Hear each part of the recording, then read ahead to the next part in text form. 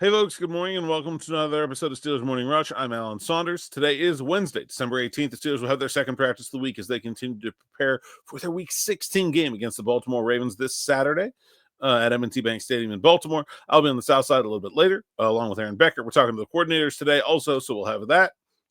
And sights and sounds of practice here on the YouTube channel. Coordinator talk and all the stuff we get from the locker room over at SteelersNow.com. Make sure you check that out. Like, subscribe, hit the bell for notifications here on the YouTube channel if you have not already, as we move towards 15,000 subscribers. So thankful for each and every one of you, especially this holiday season. Just really appreciating you guys lately as we get through this.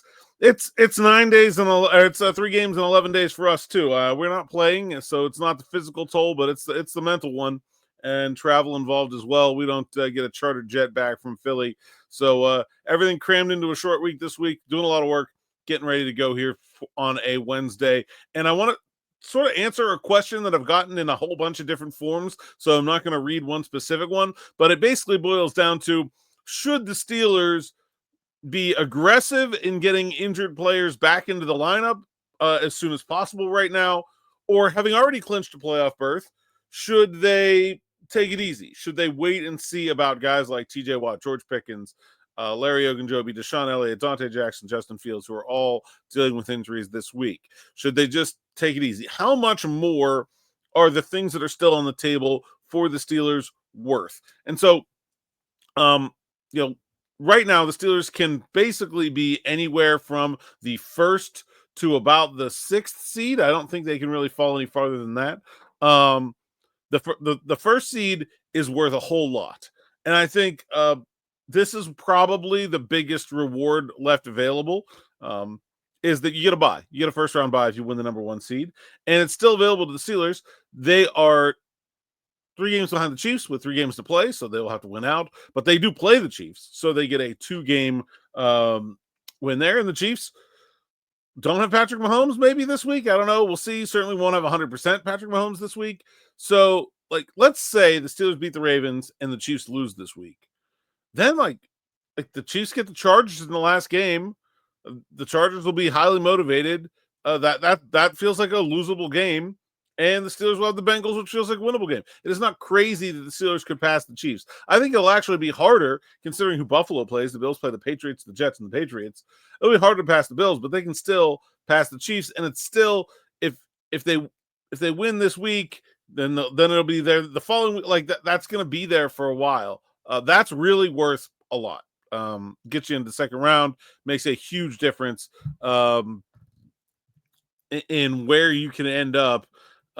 Since they've changed the playoff format, it's interesting because they did not start well. I think the first 3 years, they didn't win a Super Bowl, but they're doing well now. This is where you want to be if you can, and so that's what we're playing for a lot. The second thing you're playing for is a home game, and look, I think that means a ton, especially if you're talking about playing the Ravens again or playing the Chargers again. Getting one of those teams back in your building, I think, means a lot. Not having to go to Denver, I guess they can't have a home game, but I just think a home game means a whole lot in the playoffs. The Steelers haven't had a playoff home game since 2020. They haven't won a playoff home game since 2016. It's time. That's worth playing a lot for. Now, if you get to a point where some of these things start to step away, right? Let's say they beat the Ravens. Clinch the number 3 seed at least, and the Bills win and the Chiefs win. Okay, now the number 1 seed's off the table. How much more do you care about 2 versus 3 versus 4? I think at that point, especially considering there's a short week between the even shorter week between Baltimore and Kansas City, I think there's a way where you can try to get some of these guys, even if they're not 100%, in for this Ravens game, because it does secure you that home game, and then maybe not have them turn around and play again in 4 days. You could have TJ Watt on a pitch count, George Pickens at less than 100% out there for the Ravens, and then give him the Chiefs game off. If all you're talking about at that point is seeding. All you're talking about that is 2 versus 3 versus 4. Yeah, there's a big advantage to being the 2 seed. You guarantee yourself a second home game. So there's a big difference between the second and the third seed.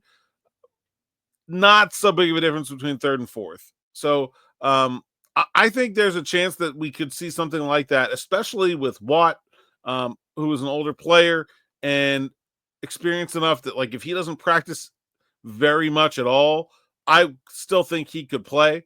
And also less of what he does is about like the physical explosiveness, and an ankle injury not as susceptible to re-injuring or aggravating as something like a hamstring or a groin, which is what Pickens, Elliott, and Ogunjobi are dealing with. So we'll see how this goes. It would not surprise me if TJ Watt plays this week. And it would also not surprise me if some guys that play this week do not play the following week because of how much more important this game is. That's all I got for today. Thanks for listening. Thanks for watching. I'll be back with more with Smitty, hopefully right at 6 o'clock today. We're a little bit late yesterday, but like I said, we are trying to pound 7 days worth of content into 6 today. So we're trying to get it all done. Thanks for listening and watching. Until next time, enjoy.